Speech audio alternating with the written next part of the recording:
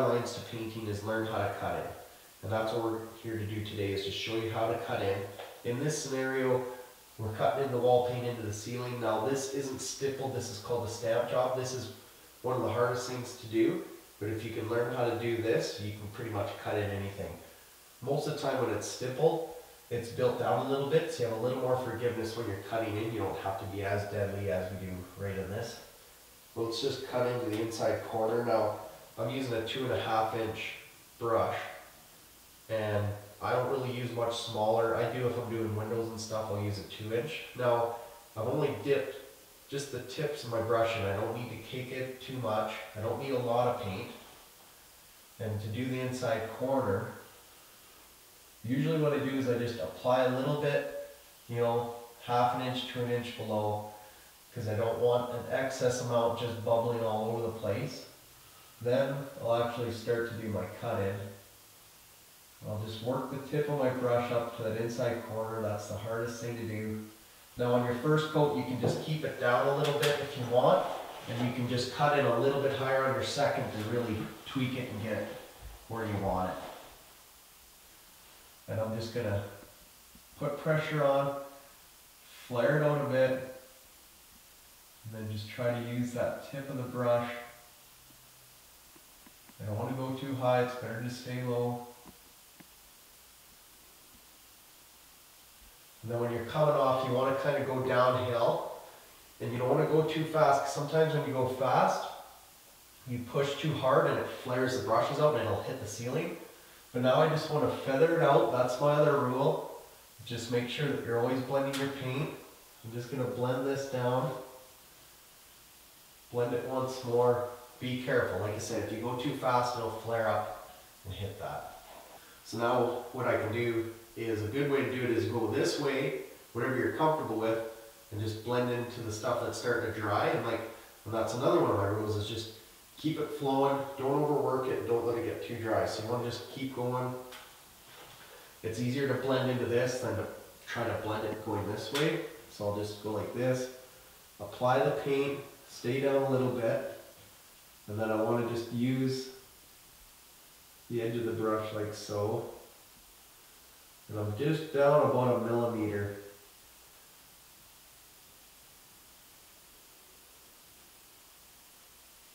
And then just lightly use the side of the brush, feather it out.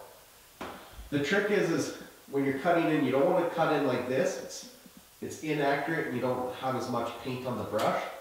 If you can try to keep it sideways like this, I don't keep it perfectly sideways, I tilt it down a little bit like so, and maybe use half of the brush as my guide. But I'll just apply it, get a little bit on, make sure it's not bubbling off the tip.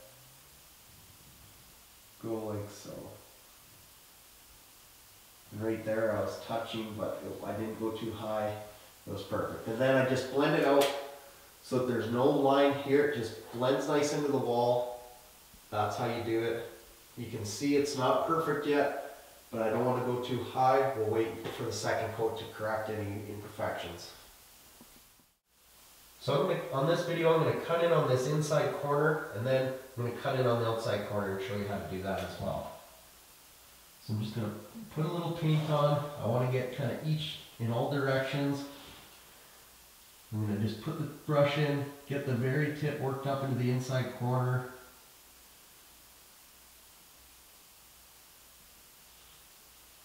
If I'm unsure, I'll just drag it downward.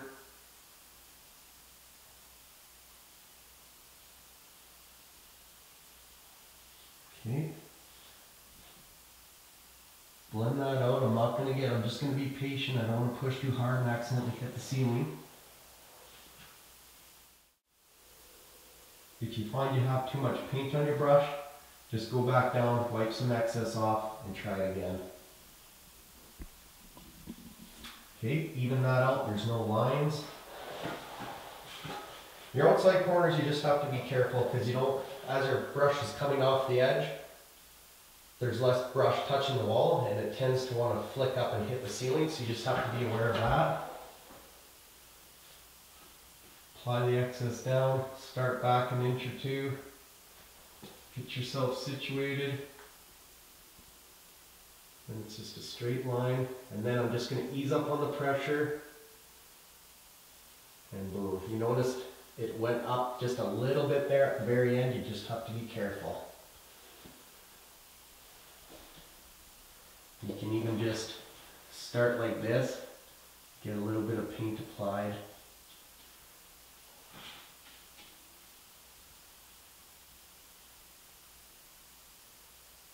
Just have to be really careful. It always flicks out.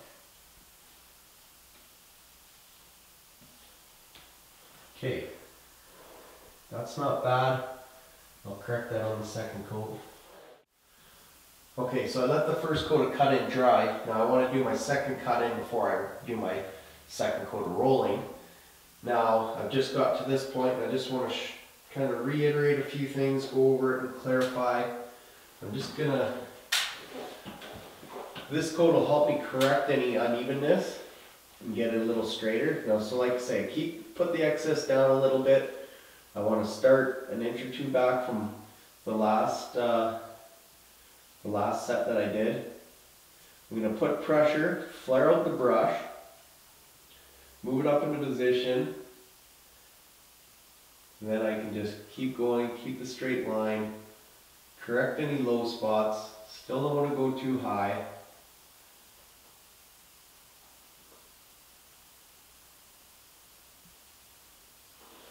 There, like that.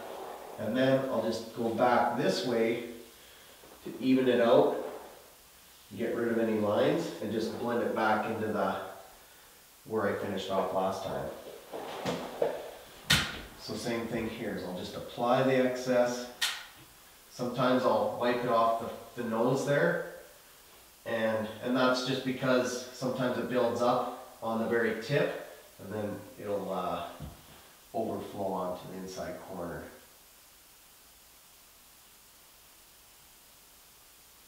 So right there, I'm correcting it, done. And then I'll come back, blend it, get rid of any lines. Yeah, so if you just take a look, you can probably see the difference, how much straighter the second coat is versus my first coat. It's pretty wavy still. All right. Yeah, so you can, on the last shot, if you couldn't tell, now you can tell how wavy that first coat is, and we're just going to correct that. It's actually, we chilled the room off to give me more working time with the paint, and you can chill the paint down too if you want.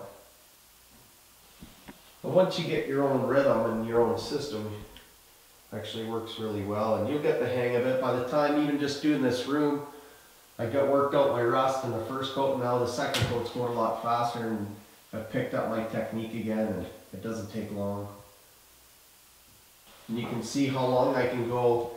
I just barely dip this brush, and I can get like 2 feet in without having to re-dip, and that's why it's good to use a 2.5-inch brush. That's it for now. Thanks for watching. If you enjoyed the video, please subscribe to our YouTube channel or check us out on some of the following.